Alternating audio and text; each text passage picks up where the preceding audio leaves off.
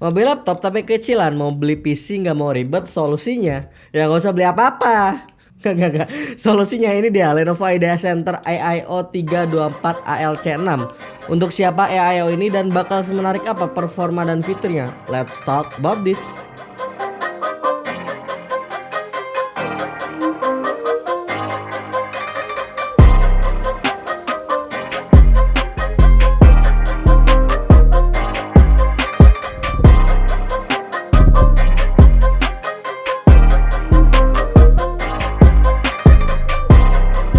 Denger yang namanya AIO pasti kebanyakan orang udah banyak mikir pasti buat kantoran ya bang.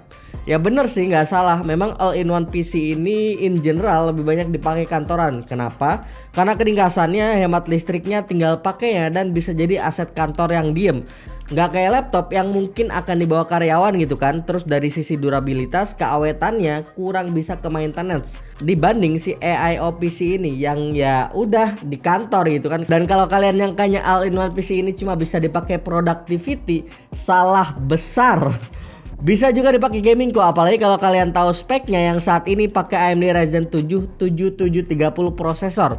CPU mobile AMD yang cukup kenceng, punya boost clock up to 4,5 GHz dengan konfigurasi 8 core 16 thread dengan TDP default hanya 15 watt yang dipaduin iGPU Radeon Graphics berfrekuensi 2000 MHz. By the way, secara desain gua rasa all-in-one PC ini udah cukup nyaman dipandang mata, simple kan, nggak banyak AC macem-macem dan minimalis aja. Cocok lah buat kantoran ataupun personal use yang suka tampilan minimalism kayak gini. Di bagian depan cuma ada logo audio by Harman yang kayak flexing banget ya si Harman ini. Dan logo Lenovo terletak justru di bawah sini. Nah untuk dimensinya juga menurut gua udah cukup ringkas ya untuk sebuah all-in-one PC. Bezel kanan atas kirinya dibuat tipis yang bikin all-in-one PC ini udah kayak monitor doang.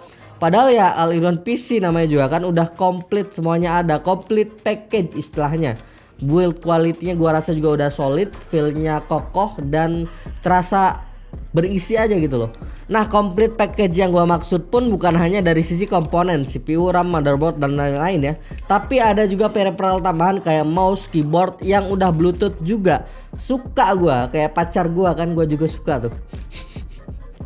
Masuk ke bagian layar, panelnya IPS level beresolusi Full HD 1080p 60Hz yang menurut kami kualitasnya cukup oke juga. Warna yang dihasilkan untuk sekedar penggunaan hiburan nonton ataupun produktivitas masih nyaman aja kok. Dan touchscreen bray, look at this man, nice, gue suka sih, responsif dan cukup smooth walau ya cuma 60Hz doang. I/O port AIO PC ini juga terletak di bagian belakang, tepatnya di bagian tengahnya yang aksesnya pun nggak terlalu susah menurut gua ya.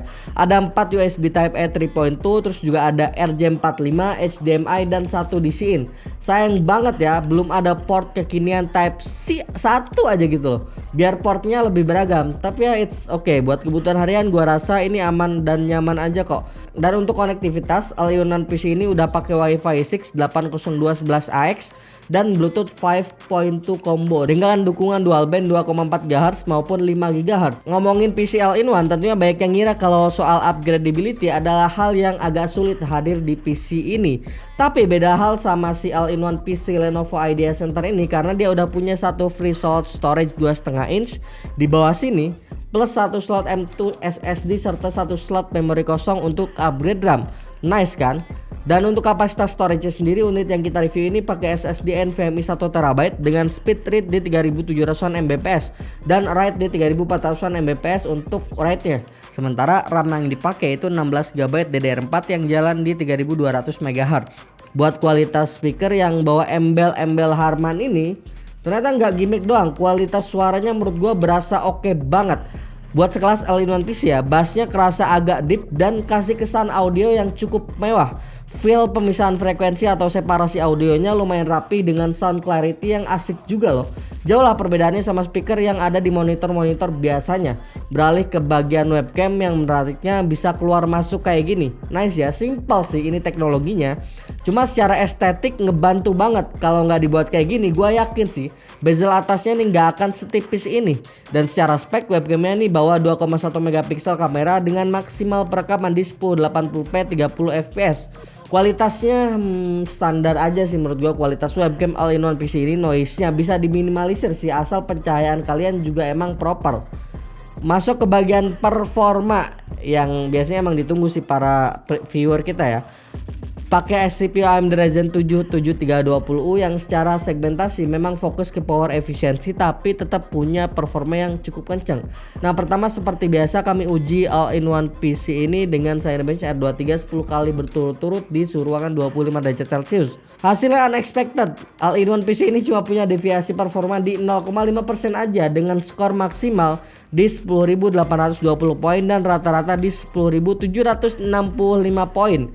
Oke banget sih, ini konsistensi performanya wajib banget kita apresiasi. Nah, untuk suhu yang dihasilkan saat full load gua rasa masih cukup aman sih.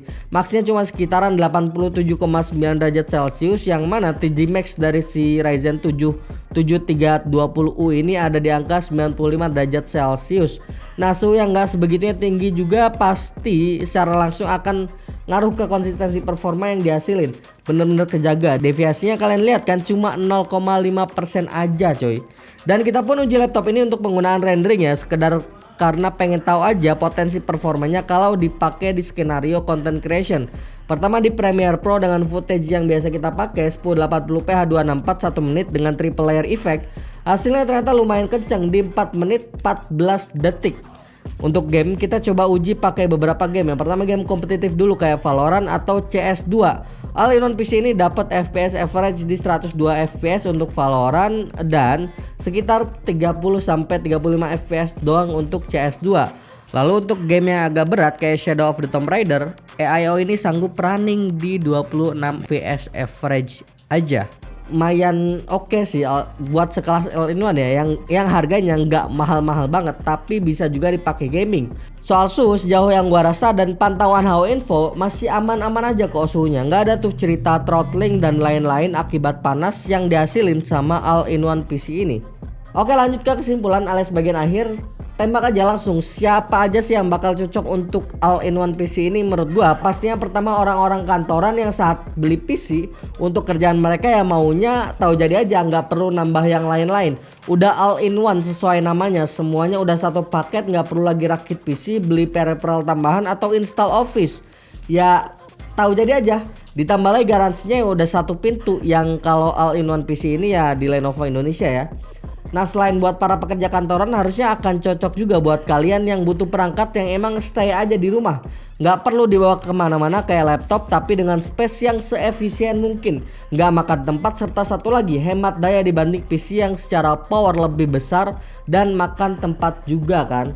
Serta satu lagi hemat daya dibanding PC desktop yang secara power lebih besar dan makan tempat juga kan. Ataupun satu lagi nih, buat PC keluarga yang mana bakal dipakai banyak orang, kayak buat anak belajar, terus buat orang tua yang kerja di rumah. Ini all-in-one PC bakal cocok banget. Balik lagi, pas beli tinggal pakai, nggak ribet serta ya efisien secara dimensi. Udah ada Windows pre-install, Office pre-install, tinggal pakai. Itu secara segmentasi ya dan fungsi. Lalu secara fitur apa yang gua suka? Pertama touchscreen coy, yang feelingnya ternyata smooth banget. Kedua upgradable optionnya cukup banyak, SSD, HDD, RAM udah ready to upgrade.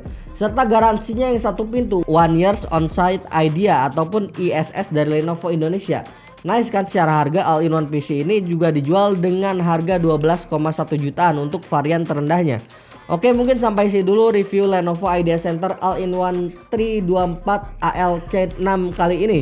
Mungkin ada pendapat atau isu yang kurang kalian setujui dengan bahasan kita bisa diskusi di kolom komentar ya. Dan jangan lupa like, share, dan subscribe channel ini sebagai bentuk dukungan dan semangat untuk kami. Kunjungi juga pmcl.com agar dapat melihat perkembangan teknologi khususnya di bidang IT. Jangan lupa join Discord server dan follow sosial media kami di kolom deskripsi.